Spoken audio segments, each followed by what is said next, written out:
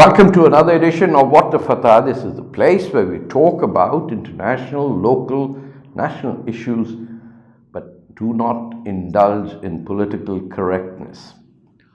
Who would have believed that the Americans would have casualties hit on them in Kenya, of all the places? But that's what happened in the new year. Al-Shabaab attacked a Kenyan military base. Americans died. But that's not the important factor. What it says is that despite almost 20 years of military presence in Somalia, in northern Kenya, with neighboring countries' assistance, the germs of Islamic terrorism, where some Muslims believe that they have the God-given right to kill simply for the sake of Islam, that philosophy is alive and well. It hasn't yet suffered any consequence as a result of wars across West Asia and Far East. Who would have believed that after years of martial law in Philippines, that in Mindanao, in South Philippines, the Moro Liberation Front would still be active? That ISIS supporters would be coming. ISIS, I mean Islamic State, and I won't say Daesh just to please the politically correct people. These are folks who say the Islamic State. That's it. They own that name. The only other exception is the Islamic State of Pakistan, but we'll deal with that some other time.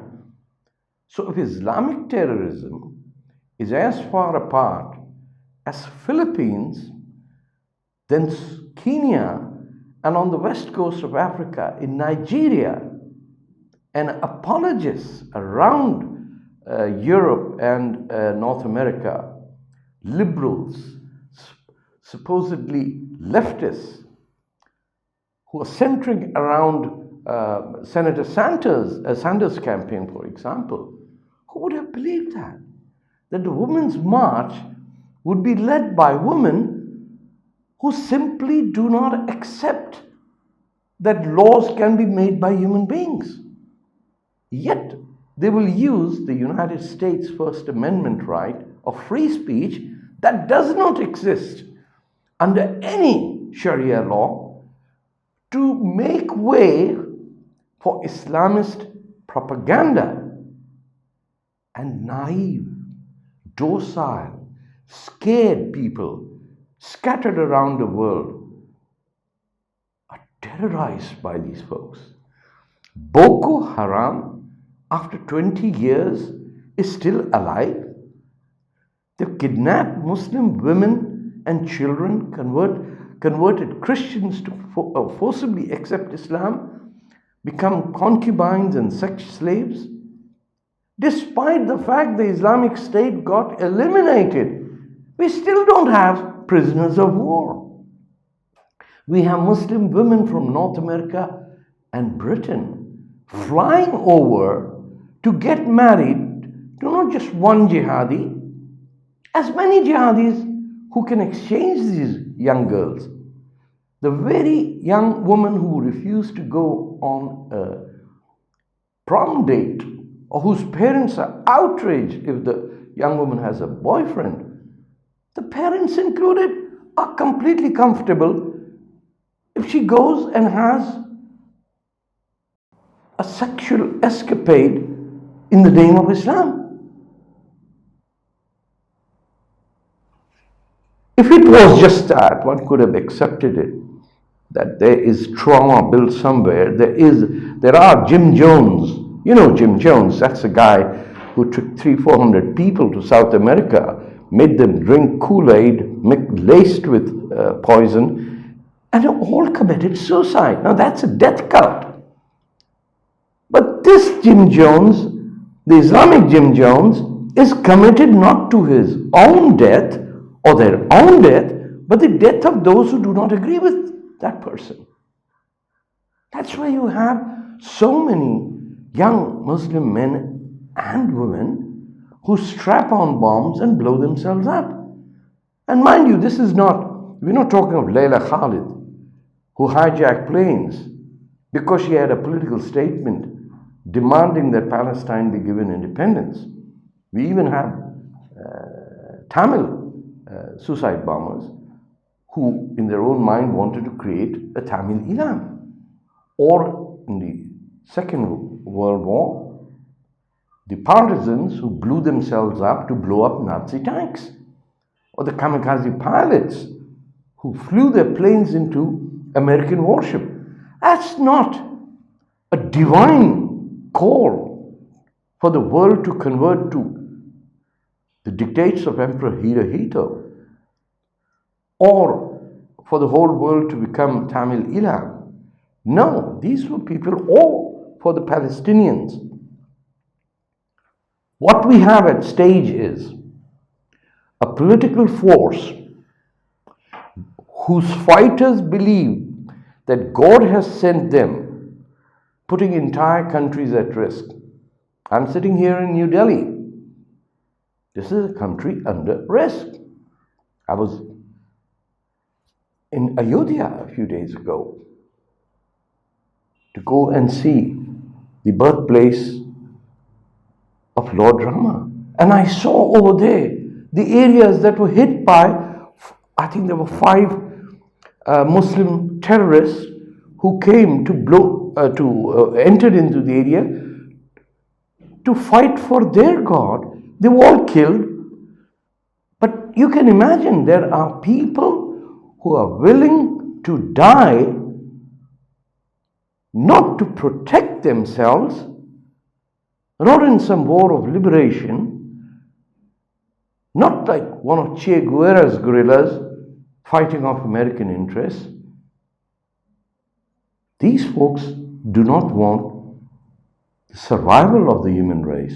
They want it to end. So from United States to Russia to China to India, and if Africa had a developed economy, I can assure you they would be there too. Because the objective is to destroy what human beings have achieved and accomplished after the Industrial Revolution.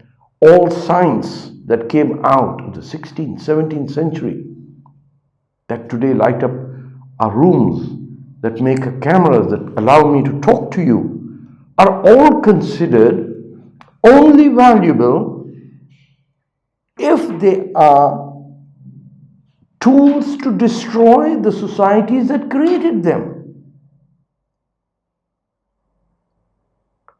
So we today, ladies and gentlemen, brothers and sisters, Muslims and Hindus and Christians and Jews, we have a challenge at our hand. We don't have a Jim Jones secluded in Guyana in South America, willing to commit suicide to meet his or her Lord.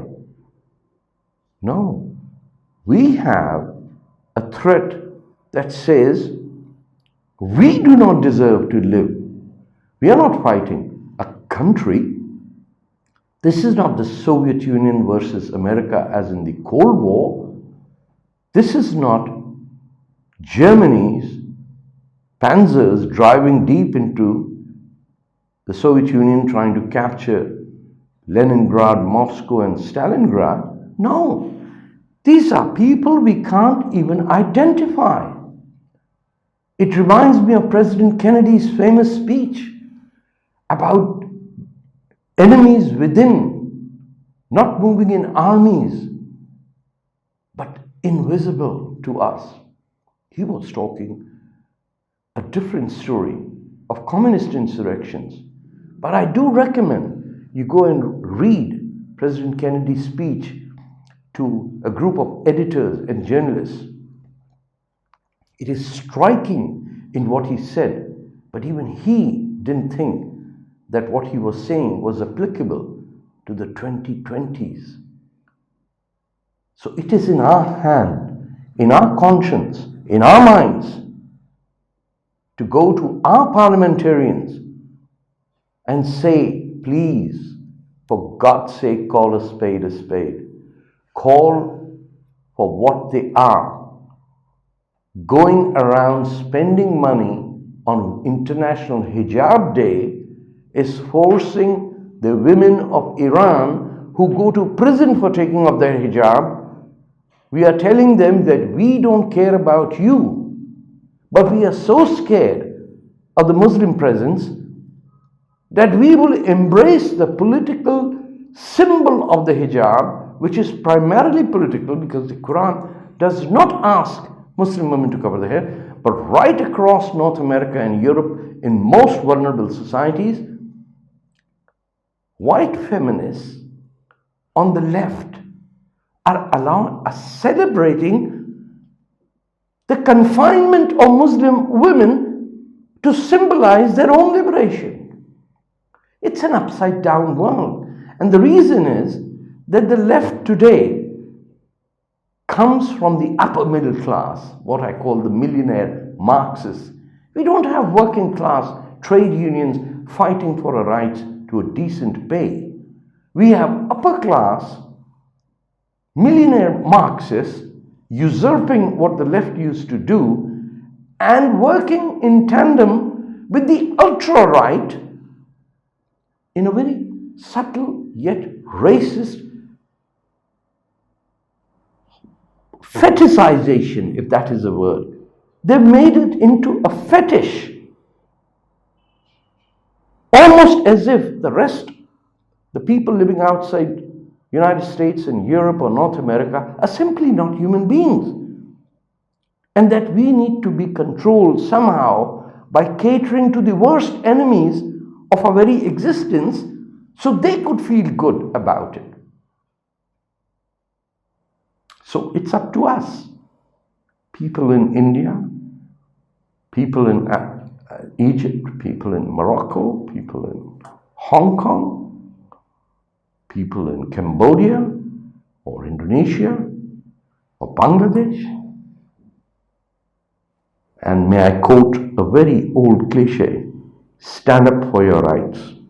Stand up, because if you don't, it's not the climate change that will kill you, it's the other change that people dare not mention.